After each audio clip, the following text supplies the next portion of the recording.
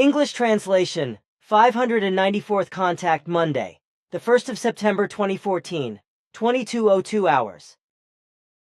I am 2 minutes late, unfortunately, because I was still sorting something out with Silvano and Madeline in the kitchen, and did not pay attention to the fact that it was already 22 o'clock HRS. But welcome, Ptah, and greetings too, dear friend. I also extend my greetings to you, Edouard, my friend. Then, as we agreed, let us turn to some entertainment today rather than to work straight away. There is a bit of a lack of that, because for the last 11 nights you have been here, we have not been able to talk about anything other than Guido's book, because editing it takes up so much time. Honestly, I am glad we can have some conversation today before we get back to work. Then my question.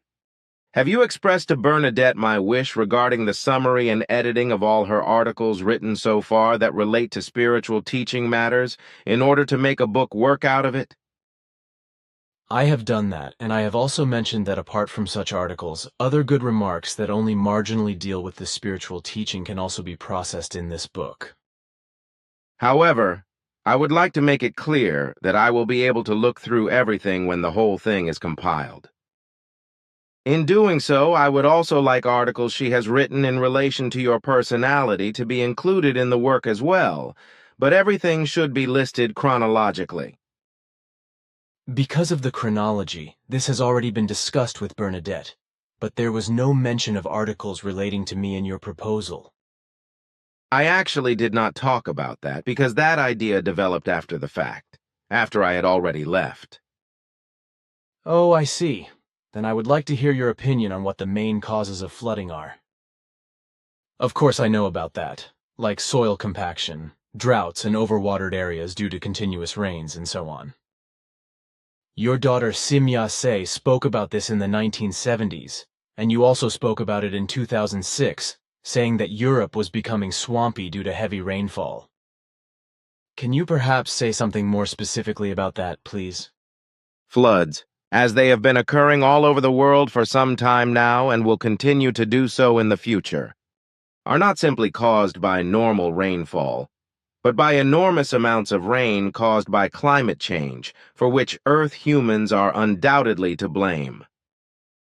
The origin and the effects of this can only be found in the grievances and degenerating machinations that have been and continue to be caused by massive overpopulation.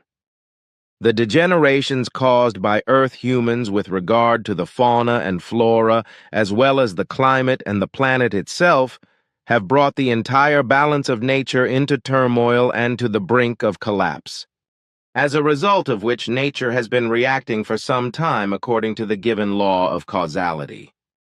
This means that the degenerate causes created by Earth humans with regard to nature and the planet, as well as the fauna and flora, are now, and have been for some time, producing the corresponding effects.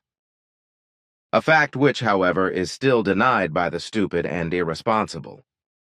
It does not want to be recognized that it is the Earth humans themselves who are to blame for the climate disaster, because large parts of nature, the climate and the fauna and flora have been destroyed, which has been done by nuclear and toxic contamination, as well as by clearing rainforests, gigantic dams, building cities, destroying landscapes, correcting watercourses, exploiting earth resources, and polluting the environment, and so on. But all this is also based on various irrational and irrational factors, such as the irresponsible compaction of the soil with heavy vehicles, as these are used and employed in agriculture and in the soil cultivation industry, etc., with excessive irrationality. Also, the concreting over and asphalting of roads, paths, and other areas promotes all kinds of mischief. Furthermore, floods are also caused by periods of drought, whereby streams, alluvial zones, and other wetlands, as well as lakes and rivers, but also gardens, fields, meadows, forest soils, and fallow land dry out and harden to such an extent that they can no longer absorb or soak up water when there is abundant rainfall.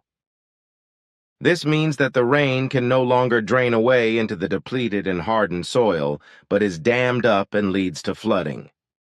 On the other hand, however, large floods are also caused by huge amounts of unusually heavy storm rainfall and by melting snow and glaciers, whereby these masses of water then overflow the streams, lakes, and rivers, penetrate into the land, and flood it. It is not uncommon for the land to already be so saturated by heavy rains and melting snow that the water masses can no longer drain away, accumulate, and also cause flooding. Since overpopulation on Earth has become more and more dangerous to nature, in that floodplain areas have been built over with houses and roads, etc., and are still being built over, the enormous masses of water caused by abnormal rainfall and storms, as well as by melting snow and glaciers, can no longer flow out into their natural escape routes, such as floodplain areas built over with houses, roads, buildings when floods occur. Consequently, these floodplains, which have been built up through human irrationality and irresponsibility and converted into residential areas, are flooded, causing ever more severe damage to human achievements and also costing more and more human lives.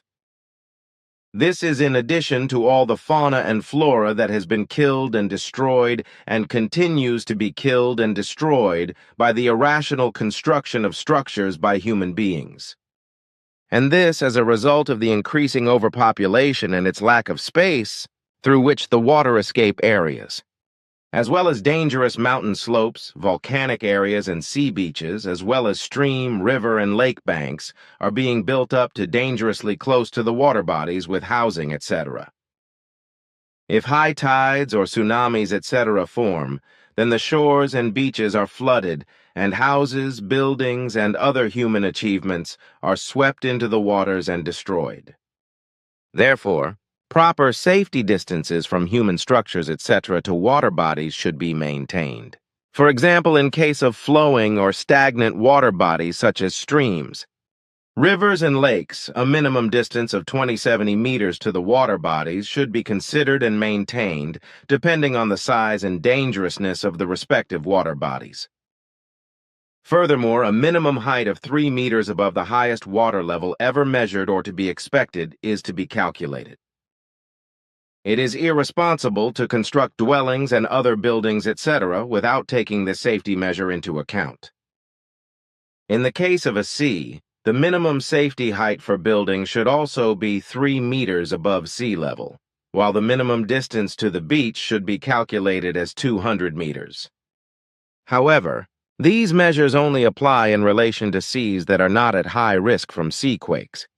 Otherwise, the minimum height above sea level and the distance to the sea must be calculated otherwise according to the danger posed by seaquakes and thus tsunamis. If I remember correctly, your daughter Simyase said something along these lines back in the 1970s, and you have also spoken about this before. It may well have been about 15 years ago. But something else. Nowadays, food producers, especially farmers and vegetable and fruit and berry producers, etc., are making a killing with so-called bio-products. Effectively, horrendous profits are being raked in with organic products, although there is basically nothing special behind these products, because they are simply grown and harvested in a natural way without chemicals and poisons. This is the way it has been done since time immemorial and is completely natural, so there is nothing special behind it.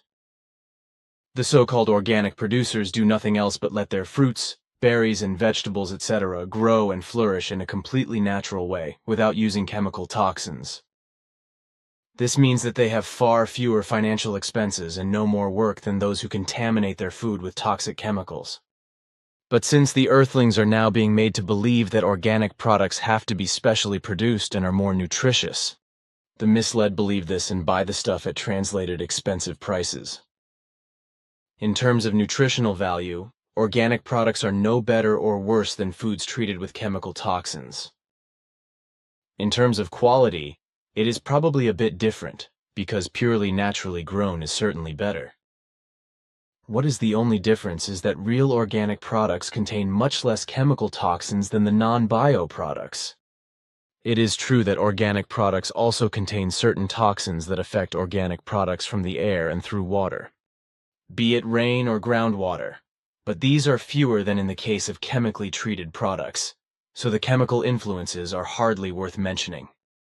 But if I consider that you said that even the smallest toxins in the body of human beings are already dangerous to health, then this is also questionable with regard to organic products or purely natural foods of all kinds.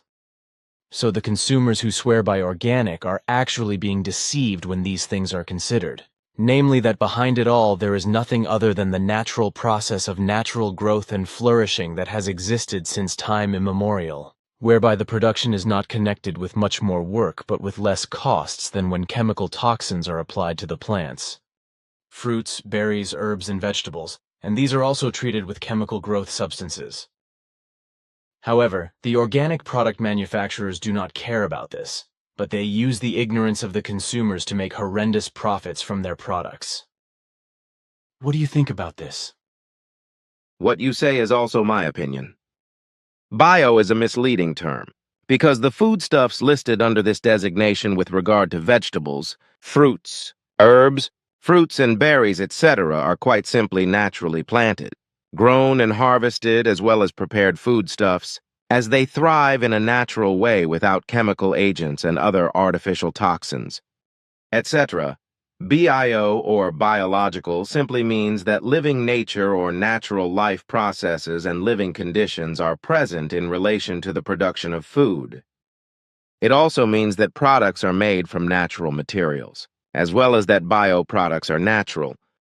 Pure, ecological, residue-free, environmentally friendly, environmentally compatible, and untreated and unsprayed by chemical substances, as well as that no artificial nutrients are added to them.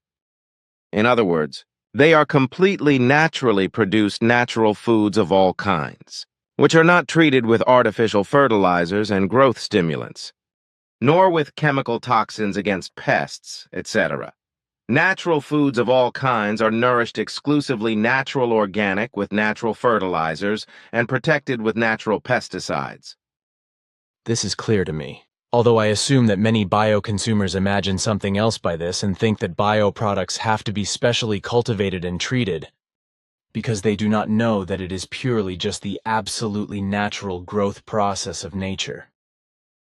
This means that organic food does not have to be specially treated because it is left in its natural state. But when you talk about natural fertilizer, what is recommended in this respect? Do you know anything about this? My knowledge is sufficient to be able to say something about it because in my spare time I am equally occupied with agriculture and horticulture, as is also Quetzal. Aha, I did not know that. Let's hear what you have to say regarding natural fertilization, though.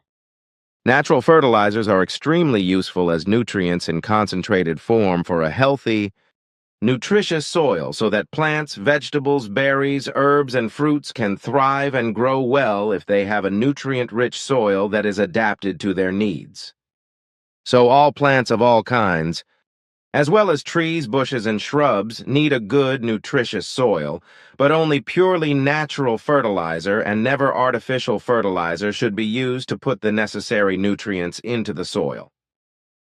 Any kind of artificial fertilizer leaches the soil on the one hand, and on the other hand it kills or drives away useful soil organisms.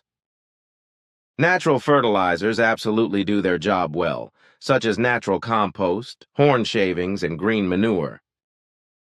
So everything that is possible should be composted, such as plant waste, which should be stored or piled up to let it slowly decompose in a completely natural way.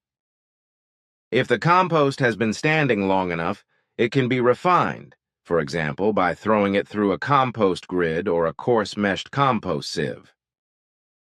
When fertilizing, however, do not use too much compost because it contains a lot of nutrients. Besides, animal dung can also be used as a valuable natural fertilizer, such as Cow dung, horse droppings, and other animal dung, right? Correct. This animal dung fertilizer is extremely effective. But it must not be used fresh because it is very sharp and concentrated. Consequently, it must be left to settle a little, and also only a little may be taken for fertilizing. If the soil is over-fertilized by any kind of fertilizer, it can be restored to normal by planting the Malva neglecta abundantly in the over-fertilized soil. As far as I know, there is also a good odorless and harmless biological and therefore natural fertilizer, which consists of malt germs as well as waste from beer production and sugar beet, although this should also be used with moderation and purpose.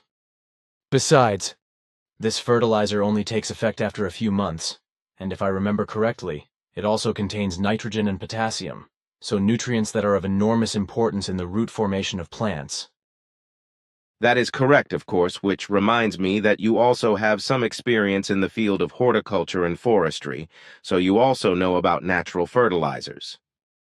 But if I am to say something more about biological fertilizers, I would like to mention rock and lime meals, which have a positive effect on the soil because they contain many minerals that are important not only for the soil but also for the plants. Then there are also biological fertilizers. If I may interrupt you again, the different flowers also improve the soil, and what's more, their different compositions mean that they can be individually adapted to the soil in question. Thanks, that is of course correct and should have been mentioned by me. But this way I will now say that I also wanted to mention other biological fertilizers that are very effective, such as the excrements of cormorants or penguins, which are especially enriched with phosphoric acid and nitrogen. Guano is what we call this fertilizer produced by seabirds. However, excrement from other birds and from feathered fowl can also be used as good fertilizer. I am aware of that. But if we are talking about seabirds and feathered game, then we also have to mention natural fertilizers that come from animals, such as horn meal in particular, which is made from ground cattle horns, but also horn shavings, which are made by chopping up cattle claws. And before you describe their effect, I will say that these natural fertilizers neutralize the pH in the soil. Many human beings who are amateur gardeners often do not know what soil pH is, so it would be necessary for them to know something in relation to soil chemistry before planting a garden. The simplest knowledge in relation to a garden should be to take a pH reading in the soil to determine what the acidity or alkalinity of the soil, the pH, is. The fact is that different plants require different pH levels if they are to thrive and grow correctly. If the pH of the soil is known, plants that thrive according to the soil pH can be used accordingly. On the other hand, biological means can also be used to change the pH of the soil in order to broaden or simply change the range of plants that want to be used. Taking a measurement yourself is not problematic, as there are various ways of doing this, whereby pH testers from the pharmacy, for example, can be useful. In principle, the pH of the soil does not have to be the same throughout the garden, because it can be freely changed to grow different plants. I know that the soil can be made less acidic if the soil is below pH 7, in which case simply add lime or wood ash to the soil. If the soil needs to be less alkaline, for example if it has a pH above 7, then this can be changed by incorporating organic material into the soil, such as spruce needles, peat, or composted leaves. And what I want to say further regarding biological fertilizer, coffee and tea residues, when mixed with other natural fertilizers, are also good energy suppliers for the plants, whereby they can be scattered directly or worked into the soil. What are also very valuable biological fertilizers that can be made yourself are yucks made from plants, such as when stinging nettles are soaked in water, and fermentation produces stinging nettle yucks. Compost liquid manure is also very good, which is made by mixing rainwater with compost in a container and then letting the whole thing steep until a brown compost liquid manure is produced, which is called compost tea. The following can be found on the internet, subsequently attached to the contact report. About compost tea, microorganisms activate soil life. Applications of compost tea. Compost tea is a simple, inexpensive soil and plant treatment method that can be implemented by oneself, without large investments open source ecology. After the brewing process, the finished compost tea mixture is diluted according to the application 1, and is to be applied within a period of about 4 hours till risotto. Optimal is the application shortly after rain or irrigation. In the evening hours, the soil should in any case not be too dry.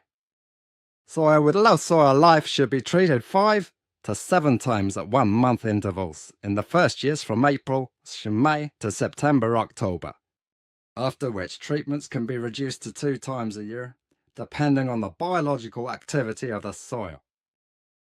The simplest method of compost tea application for soil activation is drenching dilution ratio 1:5. It is particularly suitable for smaller croplands, targeted applications and private gardens. Drip hoses are also more suitable for home gardens because they strongly interfere with mechanical soil cultivation on larger cultivated areas.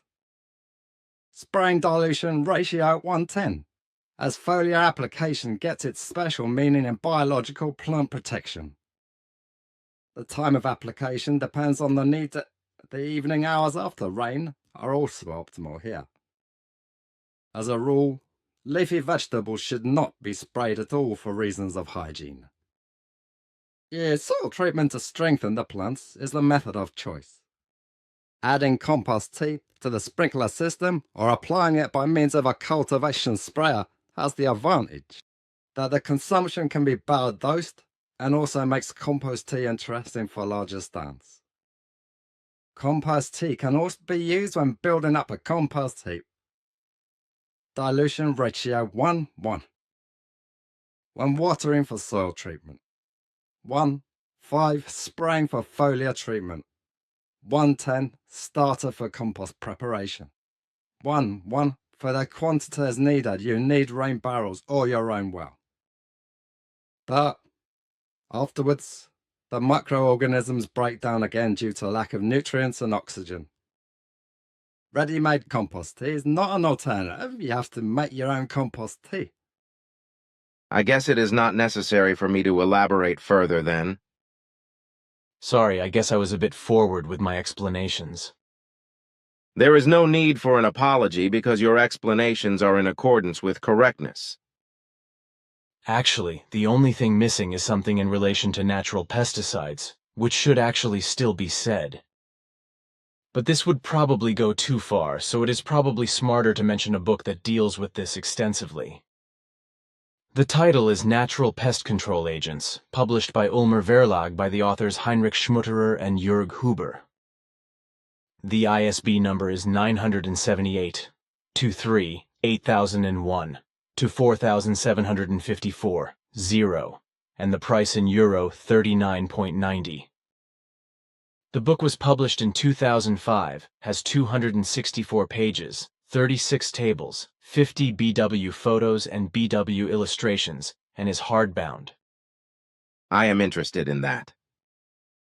Do you have it in your possession, and if so, may I read it each time I am here? That is unquestionable.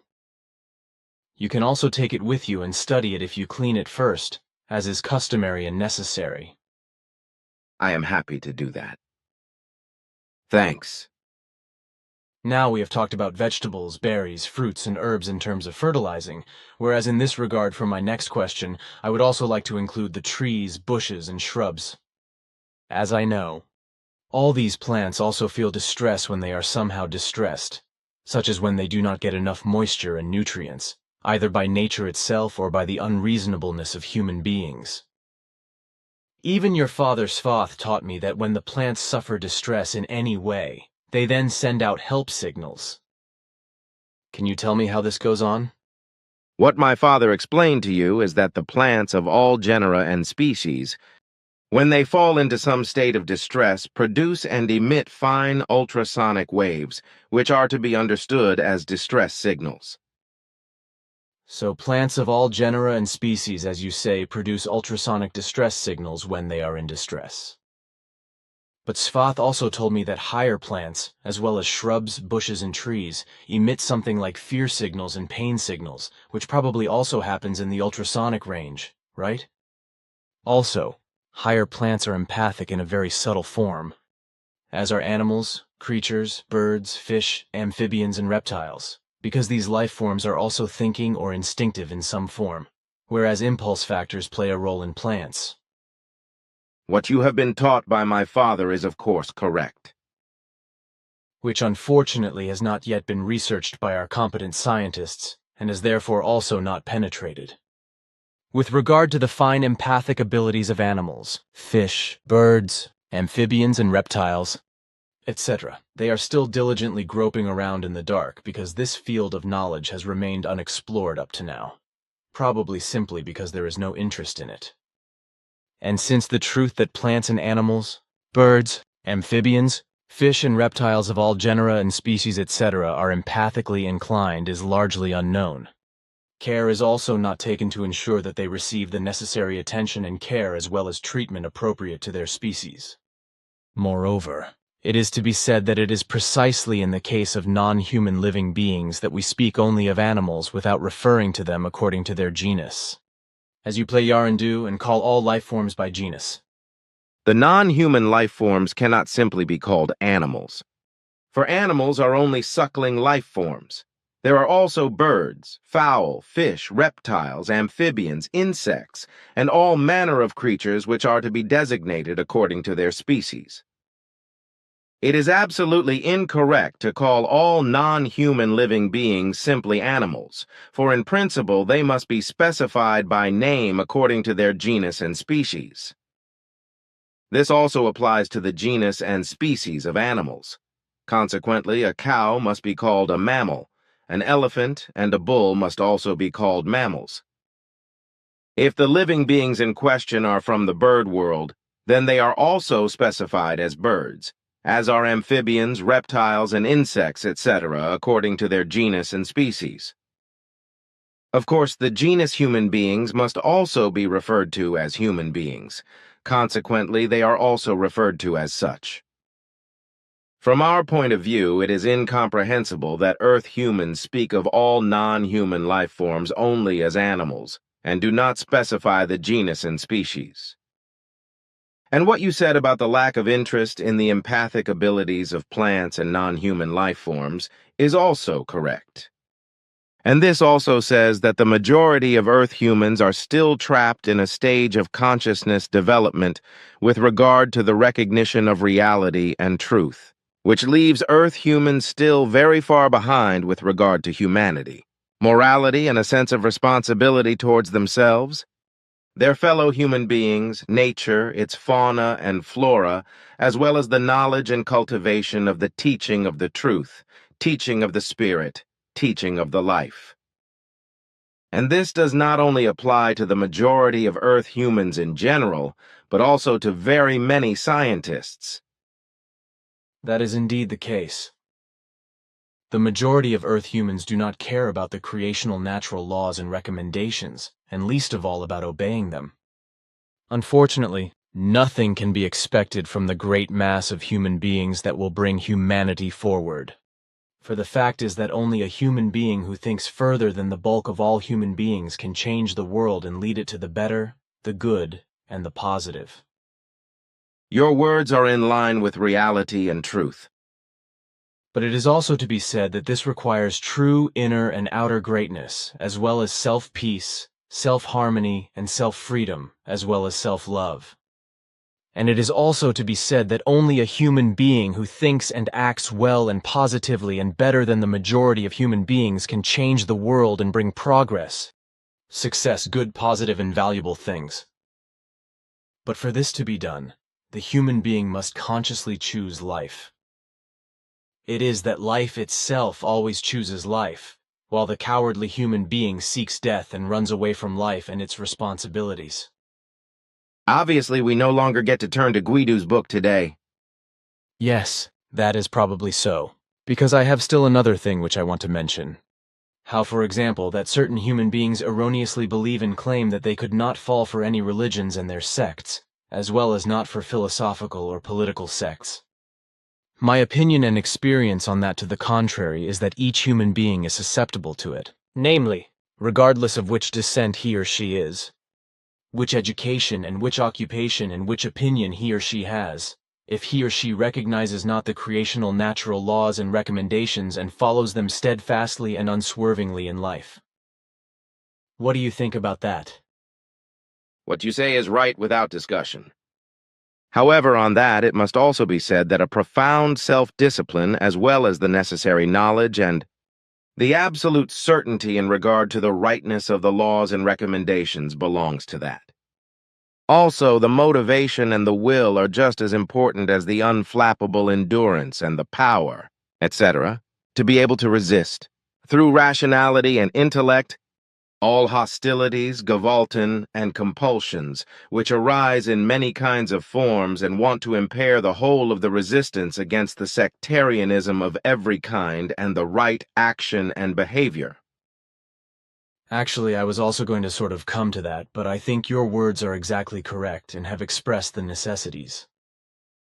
I probably would not have been able to do it myself in such a short and concise way because I probably would have needed more words. But I have something else. Still, even scientists argue about how the universe could have come into being. Among these people, of course, are many God believers who assume a divine power and intelligence as the origin of the universe and everything that exists in it, and also openly advocate this crazy theory. And this happens in spite of the fact that in modern times the physical sciences can prove and demonstrate a great deal that everything that exists is based on physical laws of nature. And in fact, it is the case that the universe, as well as everything existent in it, as well as everything of nature, fauna and flora, and also human beings, came into being through physical laws of nature and natural biophysical factors. No comment is required on this, for you have stated that which corresponds to reality and its truth. What I am interested in for once are some facts regarding volcanoes. I have never read anything useful or worth knowing from our scientists or volcanologists. Since, as you once mentioned, as a geologist you also deal with the subdiscipline of volcanology, or with the science that deals with the systematic study of volcanoes or the phenomena of volcanism, which also includes the prediction of volcanic eruptions, I want to ask you about the effects of the sulfuric acid of volcanoes on the Earth's climate. Your question requires a little further elaboration, because with regard to the emission of sulfuric acid into the atmosphere, it is not only the volcanic eruptions that need to be mentioned, but also the human activities that produce sulfur dioxide, which influence the climate. Liquid sulfur dioxide is used by Earth humans to dissolve numerous substances. Consequently, it is used as a valuable aprotic polar solvent. Sulfur dioxide is also used in the food industry as an antioxidant and preservative, especially in fruit juices, potato dishes, jam, dried fruit, and wine, which is, however, not exactly beneficial for the human organism as a whole. Sulfur dioxide is also used as a disinfectant and disinfecting agent. The sulfuric acid factor, which is connected with Earth humans, is not the only one. However, for another is that there are also quite natural causes which have a damaging effect, such as causing climate change, as is also the case with severe volcanic eruptions. But variations in solar activity and inherent fluctuations in the climate system must also be mentioned. The radiative forcing from explosive volcanic eruptions always fluctuates, so consequently the sulfuric acid content in the atmosphere also fluctuates. Large volcanic eruptions always cause climate and weather anomalies, especially when there is particularly strong volcanic activity, because this then results in an increase in the sulfuric acid aerosol in the lower stratosphere. This sulfuric acid aerosol is formed by the oxidation of magmatic sulfurous gases after their transport into the stratosphere. During strong volcanic eruptions, sulfur dioxide is thrown up to about 30 kilometers, whereby the tiny sulfuric acid droplets or aerosol droplets interfere with the incidence of sunlight, namely by reflecting the solar radiation back into space. The whole thing is to be judged according to the strength of the volcanic eruptions, because weak eruptions slow down climate change or global warming, while on the other hand, Strong volcanic eruptions hurl such large quantities of sulfuric acid into the atmosphere that the ozone layer is attacked and impaired. In the human body, sulfur dioxide destroys vitamin B1 as well as vitamin B12, which is also called cobalamin. Vitamin B1 is needed in the human organism for the transmission of nerve impulses and for the metabolism of carbohydrates, starch, and sugar. For this reason, patients with diabetes mellitus in particular must make sure they have a sufficient supply of vitamin B1. If a vitamin B1 deficiency develops, various symptoms can become apparent, such as anxiety, lack of concentration, memory problems, fatigue, and depressive moods. The following specific symptoms can also occur: feeling of anxiety, burning feet, heart problems, fast heartbeat, shortness of breath, muscle cramps, muscle paralysis, muscle pain, and nerve disorders. Especially food that contains a lot of carbohydrates also needs more vitamin B1. As vitamin B1 is mainly contained in the outer layers of cereals, wholemeal products should be used in the diet, but white flour products should be avoided, as these can quickly lead to a vitamin B1 deficit. Vitamin B12 fulfills many important functions in the human organism, such as in the formation of red blood cells and in energy metabolism and in relation to the nervous system. It also supports cell division, just as it helps to convert homocysteine, which is potentially dangerous for the cardiovascular system, into methionine. Furthermore, vitamin B12 is also very important with regard to cardiovascular diseases because it has a reducing effect on them. Finally, vitamin B12 is also very strengthening for the immune and nervous system. Furthermore, Earth humans use sulfur dioxide as an important reactant for the production of sulfur trioxide, which is then used to produce concentrated sulfuric acid. Earth humans also use sulfur dioxide for the production of many chemicals, dyes, and even medicines, as well as for bleaching paper and textiles, etc. in high concentrations. Sulfur dioxide not only harms human beings, but also plants and mammals, birds, birds of a feather, reptiles, amphibians, fish, and all animals, as the oxidation products also lead to acid rain. This, in turn, affects sensitive ecosystems such as fields, floodplains, meadows, forests, streams, rivers, lakes, and even oceans, also attacking, damaging, and destroying buildings and materials. If I now come back to the aerosol droplets, then it is to be said again that these are tiny and thus reach heights of up to about 30 kilometers. The sulfuric acid droplets have very small radii of 0.1 to 0.5 mm and determine the volcanic aerosol in the lower stratosphere. Volcanic disturbances usually subside only slowly. Consequently, the emission of sulfur particles can persist for a long time. Moreover, when they are ejected, they persist for a long time, with a significant climatic impact then appearing for about 2 years after a suitably strong eruption.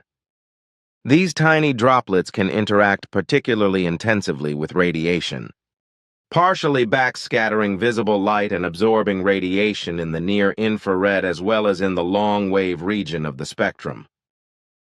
This results in less solar radiation reaching the Earth's surface, which cools the atmosphere. Furthermore, the absorption of radiation by the volcanic aerosol leads to considerable warming in the stratosphere, which quickly amounts to 25 degrees Celsius. These are the factors responsible for quite unexpected climatic consequences of tropical volcanic eruptions. Aerosol droplets of hydrogenated sulfuric acid are also chemically active, enabling the activation of chlorine compounds that ultimately destroy the ozone layer. Strong volcanic eruptions can be a significant, though often relatively short-lived, disruption to the climate system. In the case of large eruptions, however, the climate worldwide can be very severely affected. What is clear, however, whether small or large eruptions take place, is that they can contribute significantly to the sulfur balance of the atmosphere and are highly variable in space and time. Sulfur aerosols introduced by Earth humans into the lower atmosphere troposphere can also influence the climate through their participation in radiative transfer. Volcanic aerosol in the stratosphere normally has effective radii in the range of the wavelength of visible sunlight. For this reason, they are particularly effective scatterers of sunlight. When large eruptions occur, direct solar radiation is reduced. Diffuse radiation also increases by almost the same amount, which makes the sky appear milky white during the day. Sorry, that should be enough, as your answer is not meant to be a scientific treatise, but just to explain the broad strokes, which I guess is done. If you say so. I think so, because just what you have explained so far should be enough for general education. Time is advanced, so I would like to discuss a few more important things with you, which should be for you only. Of course. Then I will begin by asking the following in relation to the doctrine of the Spirit. These things we have already discussed several times, but it is probably necessary that we actually talk about them further. Consequently, I want to elaborate on the following. This is actually what I wanted to hear, because it gives me confirmation of the correctness of my assumption. And with that, it is now also time for me to retire, because I still have a special job to do. Goodbye, dear friend Edward. It will be some days before I come here again, for there are matters pending which require my presence. Then goodbye too, Ptah, my friend.